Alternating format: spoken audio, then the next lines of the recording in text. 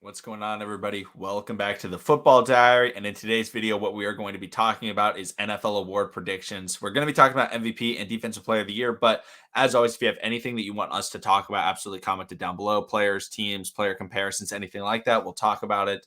And we'll definitely get a lot into the player comparisons, especially once the season starts. We'll definitely be doing that. But, Matt, first off, I'll just kind of ask you, who do you think is going to win MVP this year?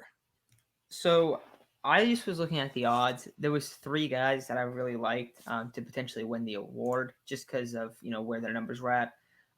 These guys: Mahomes plus 400, Brady kind of a little bit of a sleeper, but he's only plus 1300, so that's still pretty good. And then Dak plus 1600, I liked as well. I think all those guys have a chance. They all have really talented offenses around them. Now Brady and Mahomes have obviously won MVP. Dak has not, but Dak was on pace for like 7,000 yards last year. And if you see the Cowboys, and a lot of it's going to depend on their defense. That's the truth about these awards. Like it is an individual award, but you need to have a playoff caliber team. I think in almost every situation, the Cowboys would have to make the playoffs. For the Cowboys to make the playoffs, the recipe is Dak needs to be really, really good, and he has those pieces around him. So if he put up, historic numbers, he could potentially do it. Tom Brady's team, the Buccaneers, are absolutely stacked coming off of a Super Bowl championship. Both the offense and the defense is really good, but this is one of the best offenses, if not the best, that Brady's had around him. So I would expect him to also put up really good numbers, similar to how he did last season. And then Mahomes is kind of the easy one. So that's where those are the three guys that really jumped off the page to me. I do think there are other guys that I like as well. But those are the three that really stood out to me. Nice, nice. So for me, the MVP that I think will not repeat, but get it for the second time, I think it's going to be Lamar Jackson. Is there bias in that? There potentially may be. However, there's so much going on with the Baltimore Ravens, and the MVP award is so much about perception and so much about national media. And you have to think about players that get national media coverage, teams that get national media coverage, and what are those teams? Like the Chiefs, So Matt, I really like that you brought up Dak Prescott because the Cowboys are always brought up. They're on people's minds.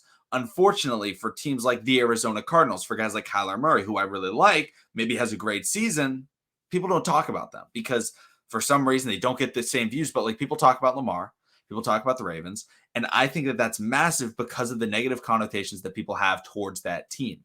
If you look at how the power rankings have stacked up in recent years, the Ravens are no longer in that top 3, top 4 that everybody has. They see them as low as 9, 10, things like that. And then you look at it and you look at the injury perspective. You look at the team around Lamar Jackson, how people see it. They see, oh, J.K. Dobbins was a star. Oh, he's out for the year. How are the Ravens going to be able to come back from that? Oh, they drafted Rashad Bateman. Oh, he injured. He had to get surgery. He's going to miss the beginning part of the year. Hollywood Brown. I love Hollywood Brown. However, most people that are NFL fans do not think Hollywood Brown is good. They don't. He has a very, very low, perspective from everybody else towards him. And that really helps Lamar Jackson in terms of winning the MVP. And then you look at it and you look at the trade that they made. Oh, they traded their offensive tackle Pro Bowler to the Kansas City Chiefs. They're replacing him with an older Alejandro Villanueva who really struggled last year. Like Ronnie Stanley's coming off of injury. And their running back is Gus Edwards and Tyson Williams, two undrafted players. Like overall, you look at the offense and it's like, it's just Lamar. And yes, there's Mark Andrews. However, Mark Andrews isn't seen in that top tier of tight end with the Kelseys and the Ertzes. He gets not overlooked as well. But like a lot of people put him after like Darren Waller. Like I think typically what I see is Mark Andrews is at about 4, but there's a big drop off between 1 and 2 to 3 and 4. But overall, that's very low. And when you have a lower perspective, and you don't think that they're very good, and they impress, that's what's going to get it done. And then you look at the Ravens' schedule, where they play a very difficult schedule. The amount of really good teams that they play with really good defenses is a lot. They play the Rams. They play the Steelers twice. They play the Browns twice. They play the Chiefs. They play the Packers late in the season. Like, There is a lot of big time teams that they are going to be going up against, and Lamar Jackson is able to win those because Lamar Jackson, every year of his career, has finished the season incredibly strong. Every year, he just finishes great. That's going to put him in the narratives. It's going to have the Ravens be a team that people are going to talk about. And with the low perceptions, I think that's really going to help him to win that MVP. And J.K. Dobbins' injury definitely helps that. If he wasn't injured, I don't think I'd say Lamar. I still think there would have been a chance. But the J.K. injury really just took it out. It was like, oh, yeah. And they're also going to be a playoff team. The defense is going to be really solid. So that entire team's built around Lamar. People talk about Lamar. I think that's why he'll win the MVP, because I think he'll also have one of the best seasons, probably the best season of his career, because he has T. Martin and Keith Williams. So Lamar Jackson is my guy. I like it. No, I think Lamar definitely has a shot. He's a guy you put in $10, you could win 150 if he does win it. Another guy that's won it previously, but this time around, I think you'd be right. I think that you'd probably see his rushing touchdown numbers go up. Maybe the yards don't go up as much, but that whole passing offense could definitely, it has the potential to take off a lot more, especially once Bateman returns. You might see them shift even a little bit more because Bateman looked really good in camp early on, right, McConnell? Yes, he looked like an absolute stud, but he was cooking Marlon Humphrey. And that is tough to do. That's very tough to do. Yeah, no, and they're going to be a team that's going to be, who's the guy, like who's the face of that team? It's very obviously Lamar Jackson. So I like it. I think that's it. I think that very well could be the case. I would love to see that. I always, love Lamar winning awards, love Lamar balling out, kind of proving everyone wrong. That would be, if you're a two-time MVP, I mean, it's time to stop, criticizing this guy so heavily because he gets so much criticism. And then you look at who's around him, and then everyone likes to criticize Lamar so much, and then it's like, well, what about Hollywood Brown? Oh, that guy sucks. It's like, well, if all these guys suck around him, and he's still putting up these numbers, doesn't really add up. It's kind of confusing. So no, I'm with you. I like it. I like the pick. I'm a big fan of that one. And so now let's go on to the defensive side of the ball. Defensive Player of the Year. Who do you think wins this award? And don't take the cheapskate answer and say Aaron Donald, because he's obviously the favorite. He's always the favorite. He's the best player in football. Who you got? So I have a few. I have Myles Garrett, who is the favorite right now to win the award, actually. At least on this side, it has him plus 300, where Donald's at plus 400. Joey Bosa, I like him a lot because because a lot of people think the Chargers are going to be amazing. If the Chargers are going to be, this playoff team just have this huge jump that everyone is expecting them to have, Justin Herbert needs to, completely ball out. But on the defensive side, you're going to need to see Joey Bosa absolutely dominate, have 12 plus sacks, just really carry that defense. And I know Derwin James is back, but Joey Bosa is still the guy there. Another one, this one is kind of like I have two that are long shots, but I like both the players. I think they're both very talented players. And I also think that they could be like that guy that is looked at as the main star on their defense. Those guys, Jalen Ramsey, Fred Warner. Jalen Ramsey is plus 3,300. Fred Warner is plus 6,500. Now they both have Nick Bosa and Aaron Donald on their teams.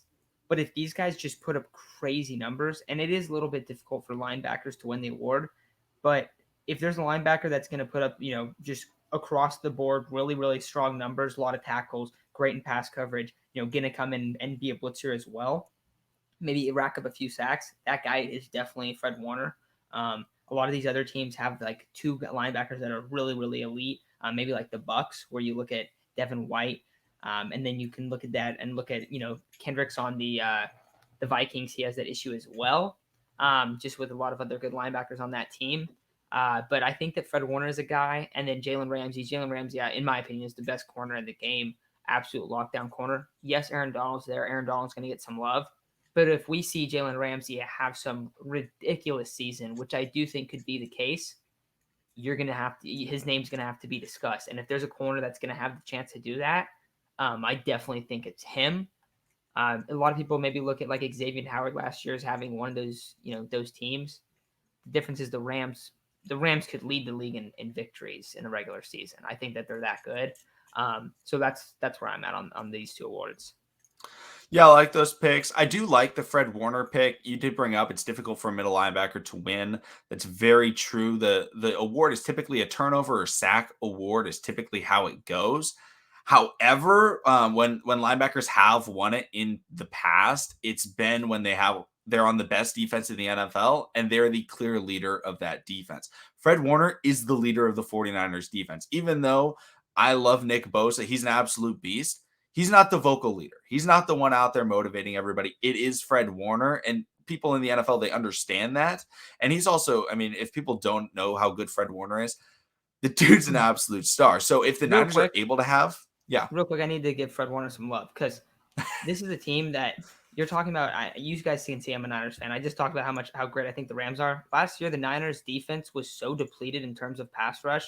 They obviously traded DeForest Buckner away. Then Nick Bosa goes down, where Kerry Hyder's like their biggest guy getting pressures, and their defense was in most statistics was a top 5 defense. Now the offense was turning the ball over at a ridiculous rate, and that's what have some of these games like the Cowboys game, for instance, where they just got blown out at the end. Like that happened a few times. But for the most part, this defense was very, very good. And the guy that was completely carrying and just commanding this unit was Fred Warner. So he's one of the few guys that I feel like I've ever watched that legitimately gets better every single week. And that is rare to see. Like he is an absolute monster. So if you haven't got to really watch Fred Warner that much, he is a fun linebacker to watch. Like there's a few guys in the league. I brought up Eric Kendricks. He reminds me of Eric Kendricks, and him are very similar in my opinion. So he's one of those top tier linebackers, and he could potentially have some crazy numbers this year with the front seven that the Niners built. absolutely. I'm a big fan of Fred Warner, arguably the best linebacker in the NFL. But my selection is definitely Myles Garrett. And I said that before I even knew the odds on that. He's kind of been my guy the entire offseason that I think is going to be able to make that next jump.